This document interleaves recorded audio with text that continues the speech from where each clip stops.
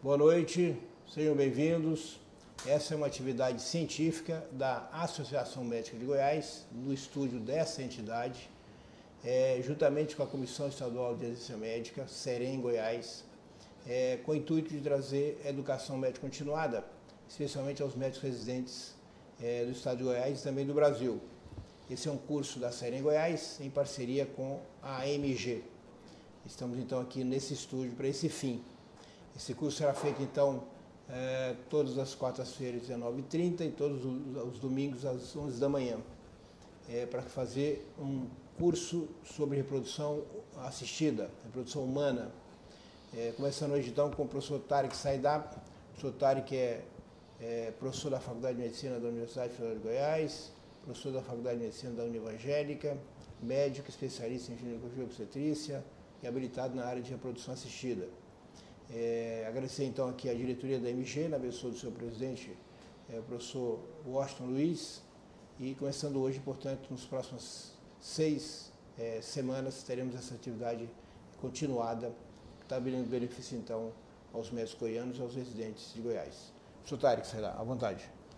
Boa noite a todos. Queria agradecer à AMG, na pessoa do Dr. Washington, Dr. Valdemar pelo convite. E vamos dar início hoje com a primeira aula falando sobre fertilidade natural.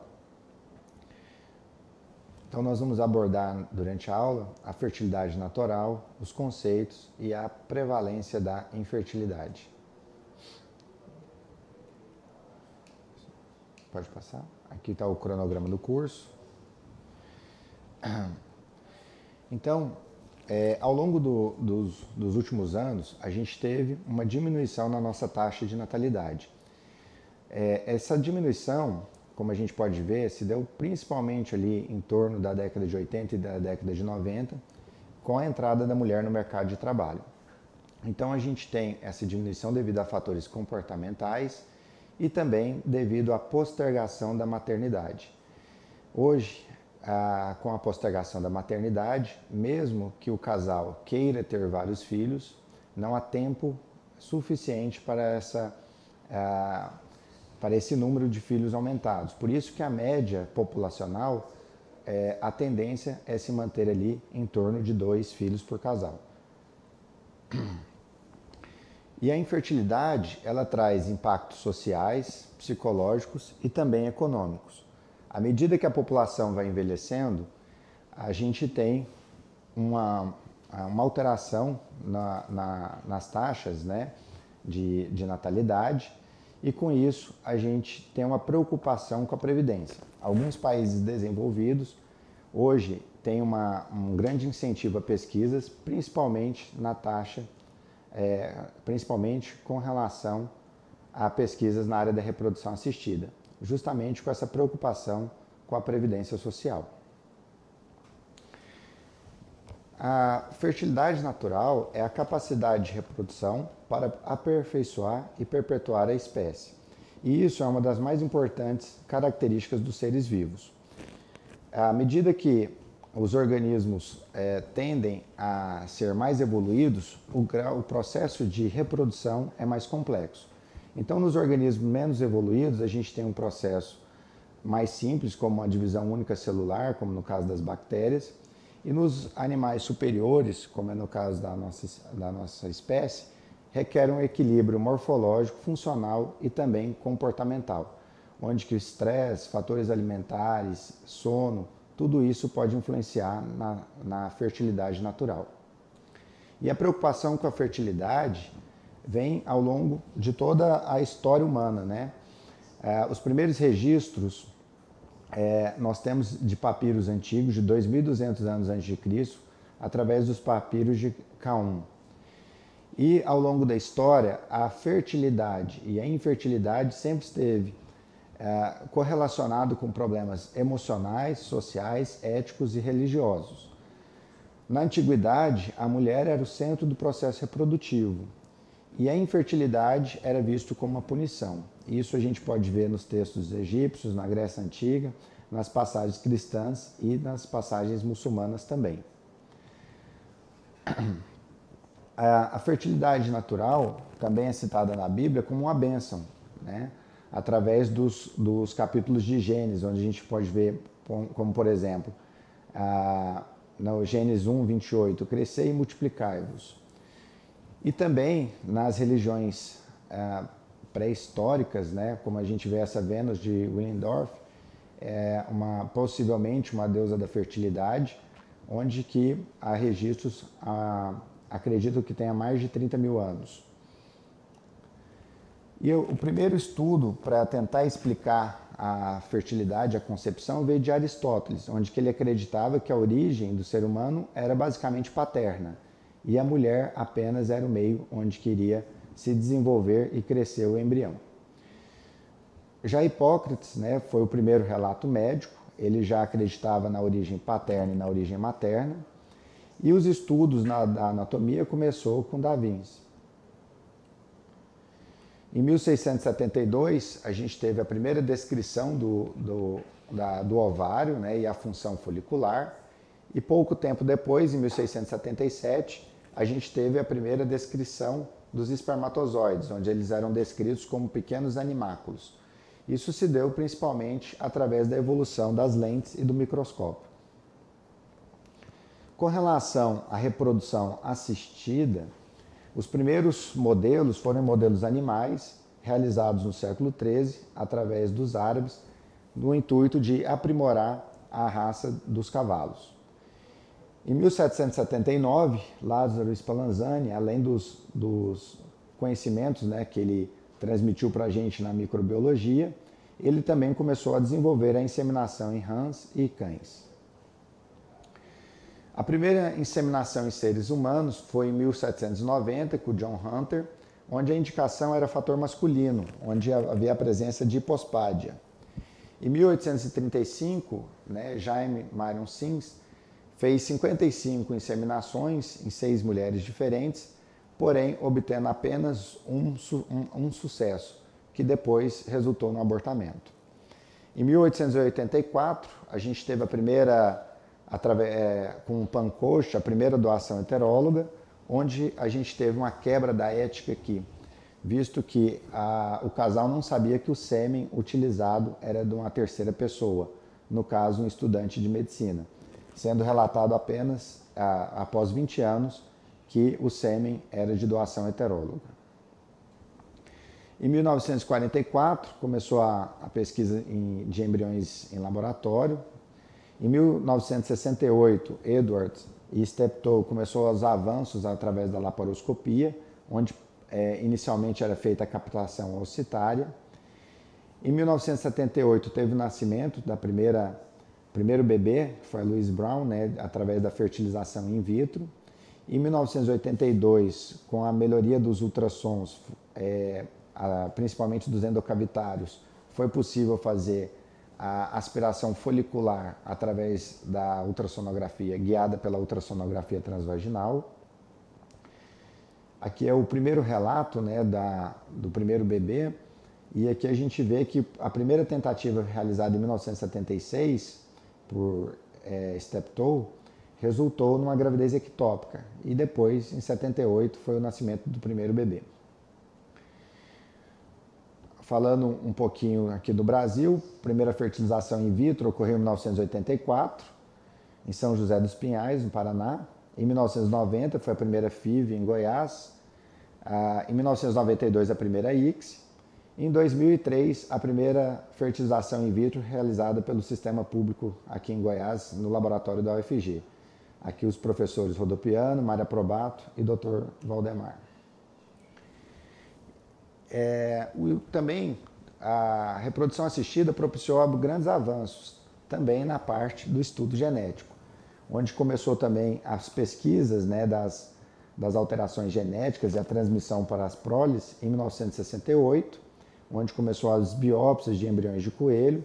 Em 1988, né, a utilização para avaliação de doenças em ratos, né. Em 1995, né, 2 equipes dos Estados Unidos usaram os testes genéticos para detectar anormalidades cromossômicas em corpos polares de pacientes submetidos à fertilização in vitro.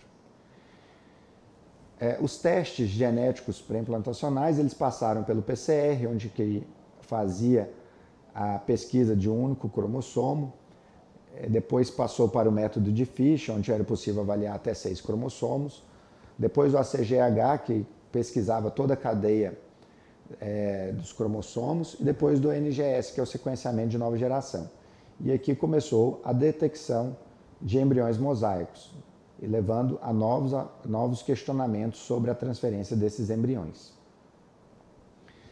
Então, a fertilidade natural, ela pode repercutir, quando o casal não consegue esse objetivo, como um dano, um isolamento social, alienação e gera também o medo. Representa em torno de uma parcela da população que aumenta a cada ano, em torno de 1,8%, porém, em países em desenvolvimento ainda não é um tratamento prioritário.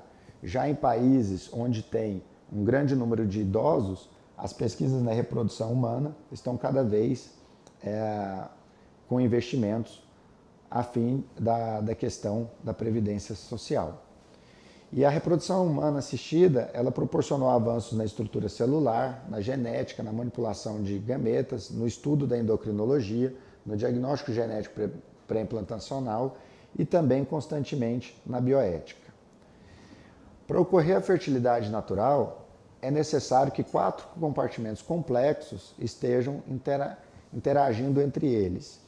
Esses 4 compartimentos se dividem em ovário, onde que a gente tem que ter uma reserva ovariana, até quando essa paciente vai ter folículos saudáveis, e a função ovariana.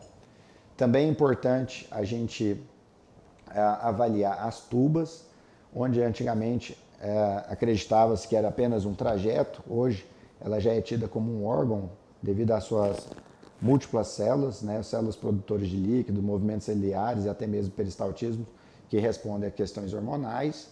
O útero tem que estar, o terceiro compartimento, que tem que estar saudável, onde que a gente tem que pesquisar se tem um comprometimento de miomas submucosos, endometrite ou pólipos, e o fator masculino. Então, de forma simplificada, os principais fatores para ter uma fertilidade natural, a gente tem que ter um hipotálamo, onde que ele faça a liberação adequada do gene RH, a hipófise tem que fazer a secreção das gonadotrofinas, os testículos têm que fazer uma produção de espermatozoides adequados, o líquido seminal ele tem que ter uma qualidade boa e depositado próximo ao colo, os ovários, como a gente já falou, que tem que ter uma reserva ovariana boa, uma função e a qualidade dos óvulos tem que estar saudáveis, o colo uterino permitir a passagem e ativação dos espermatozoides, as trompas têm que estar pérvias e funcionantes, o peritônio sem aderência e sem resposta inflamatória, o endométrio proliferativo, receptivo e ter uma interação com o embrião, o útero ter condições anatômicas favoráveis e o embrião, a qualidade do embrião interfere no desenvolvimento e na implantação no endométrio. Então, a complexidade de cada um desses eventos explica por que a reprodução humana apresenta uma baixa eficiência em comparação às outras espécies. Como a gente falou, quanto mais complexo o ser vivo, mais difícil é a sua reprodução, o seu processo de reprodução. E aqui a gente tem uma tabela onde que a gente fala os 46 anos e um aumento das síndromes gênicas, como por exemplo o autismo e o nanismo. Com relação à idade da mulher, a taxa de fertilidade começa a decair com 25 anos e torna-se mais acentuado depois dos 35 e depois dos 40. Nesse gráfico a gente vê que a taxa de abortamento também aumenta depois dos 35 e depois dos 40, resultando numa piora da qualidade dos óvulos nesse período. Então, aos 30 anos, a mulher tem em torno de 80% dos seus óvulos saudáveis e após os 40, em torno de 20 a 30% desses óvulos saudáveis. Por isso que tem um aumento súbito da taxa de abortamento. Com relação ao dia da relação, o período, aqui a gente vê que temos uma janela do período fértil, onde a gente teria maior chance de concepção nos 2 dias anteriores à ovulação. Aqui nós vemos um outro gráfico com relação, que faz uma correlação entre o dia da relação e a idade. A gente vê que nos casais entre 19 e 26, o dia -2, ou seja, 2 dias que antecede, é onde que está, independente do grupo, da idade, é onde que a gente apresenta maior chance de gravidez. E a gente vê que, em comparação, o dia -2 no grupo entre 19 e 26 anos e 35 a 39 anos, a gente tem uma queda da fertilidade quase que pela metade. Com relação à frequência das relações sexuais e infertilidade, a gente vê aqui que também, quando o casal tem relação 2 vezes por semana, a taxa de infertilidade é a metade de quando o casal tem relação 1 vez por semana.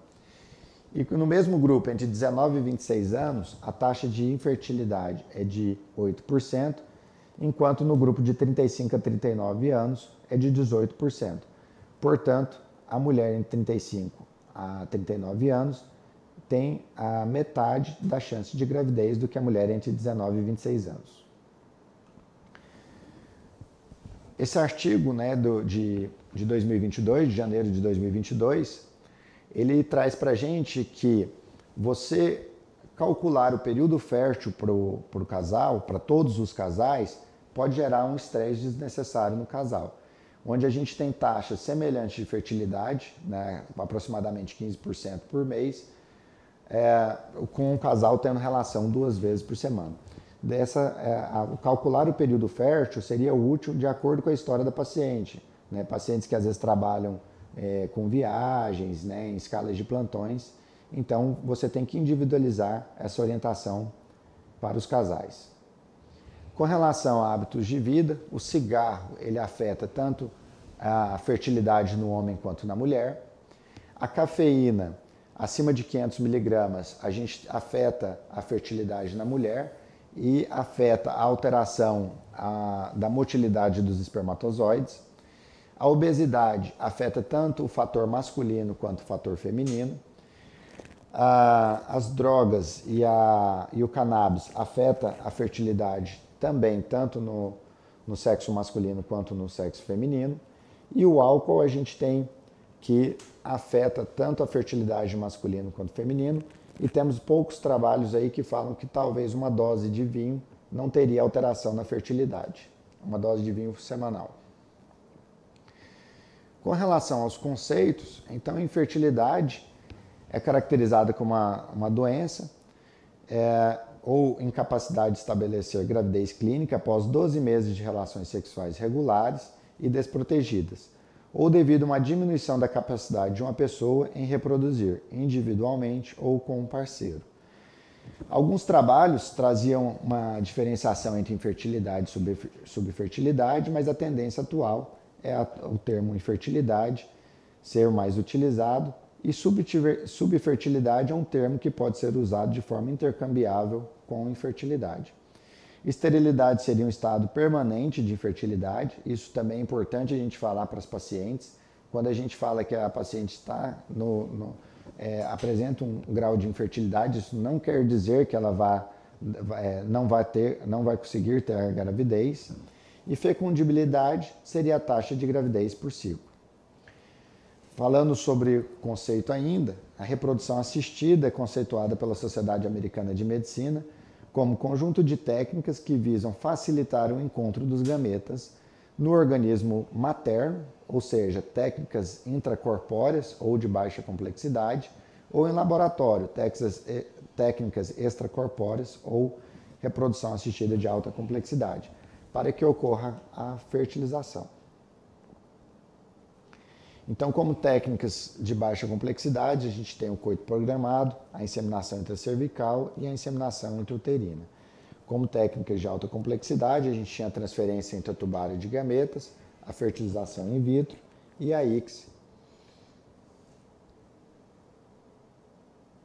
Aqui mostrando a diferença, né, da fertilização in vitro clássica e da fertilização in vitro, quando a gente coloca o espermatozoide dentro do óvulo, né, que seria ICSI, mais indicado quando a gente tem um comprometimento maior do fator masculino. O estudo genético pré-implantacional ou teste genético pré-implantacional é uma opção reprodutiva para casais de risco, onde faz uma biópsia do embrião. Essa biópsia pode ser mais utilizada ou no terceiro ou no quinto dia. A tendência atual é a realização no quinto dia, devido a gente ter uma maior amostra de células e um desenvolvimento maior desse embrião. Geralmente, a gente pode ter o diagnóstico de doenças ligadas a um único gene ou doenças cromossômicas ligadas a anormalidades estruturais que podem ser detectadas em uma única célula. E é muito importante, quando a gente está lendo alguns trabalhos, a gente sempre ter o cuidado com as taxas. Muitas vezes a gente tem várias formas da gente comparar as taxas de sucesso na fertilização in vitro. Então, no nosso numerador, a gente pode colocar a taxa de gestação bioquímica, que seria a presença do beta positivo, a taxa de gestação clínica, a taxa de gestação maior do que 12 semanas, a taxa de nascido vivo e a taxa de nascido vivo a termo. E no nosso denominador, a gente pode colocar por ciclo iniciado, por aspiração ou por transferência. Então, ao ler um trabalho, é sempre importante a gente ver qual taxa que ele está falando. Porque à medida que se você compara taxa de nascido vivo numa mesma população por ciclo iniciado, essa taxa vai ser muito baixa. Agora, se a gente calcula taxa de gestação bioquímica por transferência nesse mesmo grupo, essa taxa vai ser alta. Com relação à prevalência, né, é difícil fazer uma pesquisa, né, os estudos, porque o desejo da maternidade e paternidade está entre os desejos dos seres humanos na idade adulta. Porém, é importante ressaltar e entender que muitos casais irão optar em não ter filhos. E o ginecologista deve evitar esse julgamento. Devido àquela diferenciação nos termos, os trabalhos mais antigos, é difícil a gente fazer o levantamento, né, da real prevalência da infertilidade. Mas gira-se em torno de 6% das mulheres, ou em torno, aí dependendo da população, de 16% dos casais. Então, como a gente já falou, é difícil de estimar a real prevalência. A prevalência varia de acordo com a população estudada, com a região, com a faixa etária e com a metodologia da pesquisa utilizada. A demanda da reprodução assistida, ela envolve elevados custos, tem um aumento do número de mulheres em idade reprodutiva, também a postergação da maternidade, o aumento das moléstias DST, o aumento do estresse e poluição ambiental e o maior número de serviços aumenta a procura. Então, a gente tem uma crescente aí na reprodução assistida devido a esses fatores. Então, aqui a gente pega a prevalência de vários estudos e várias populações. Então, por exemplo, um estudo de 2017 apontou 31% na Nigéria, um estudo de 2015 na Espanha, 14,6%, a prevalência da infertilidade, na China 4,2%, na França 24% e na Inglaterra 12,5%. Então a infertilidade ela aumenta com a idade, ou seja, com o avançar da idade ocorre uma diminuição da fecundidade. E aqui novamente a gente vê que a gente tem a paciente de 35 a 40 anos, o dobro de taxa de infertilidade do que na faixa etária de 16 a 24 anos. Então, conclusões e considerações finais sobre a aula. A infertilidade é um problema de saúde pública. A gente tem que abandonar os estigmas, pesquisar na história clínica de todas as pacientes sobre o desejo de engravidar e o planejamento de quantos filhos essa paciente vai querer ter. Às vezes a gente está no consultório com uma paciente de 35 anos e a gente sequer faz a pergunta de quantos filhos que ela deseja ter. Às vezes ela tem a vontade de ter 3, 4 filhos. Então a gente tem que partir para essa orientação. E a perspectiva de aumento aumento da procura de pacientes para essa parte da reprodução assistida. Essas aqui foram as referências, os artigos. Muito obrigado. Obrigado, professor Tarek.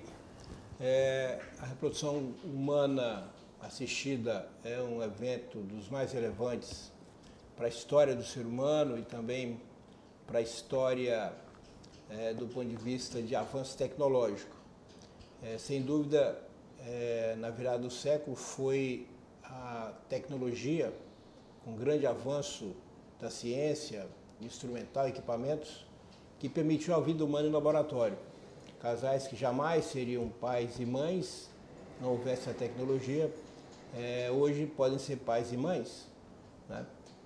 Então o fato surgiu em 78, quando nasceu a primeira fertilização in vitro do mundo, nasceu Louis Brown na Inglaterra, e logo em seguida, pela globalização, nasceu no Brasil o primeiro bebê de profeta do Brasil, que se chama Ana Paula, feito em laboratório de São Paulo e nasceu no Paraná, em Curitiba, traduzindo, portanto, também a primeira fertilização in vitro de sucesso da América Latina. O primeiro do Centro-Oeste brasileiro, nasceu realizado em Goiânia, no laboratório de Goiânia, e nasceu em Goiânia, uma gestação trigemelar, com sobrevida de 2 dos 3 recém-nascidos.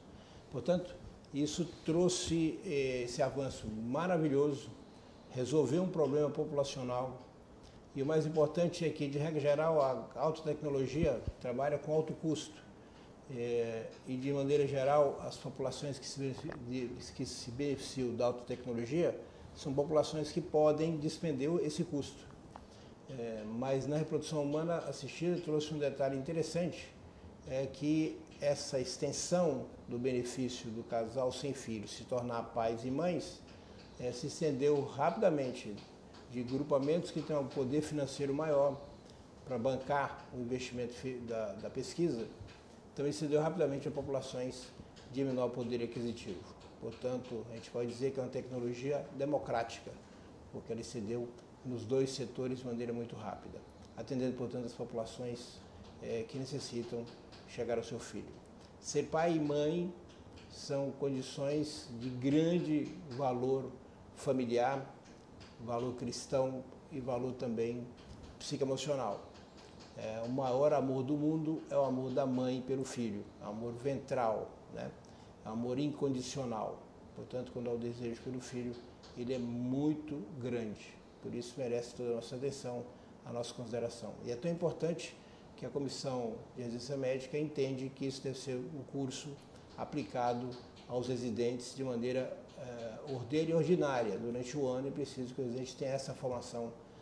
Portanto, a Serem se preocupa com esse dado e, por isso, a realização de cursos durante o ano, junto com as entidades médicas, para beneficiar os residentes na sua formação básica e também avançada, e beneficiar também os médicos goianos que queiram, de alguma forma, se ater a esse tema.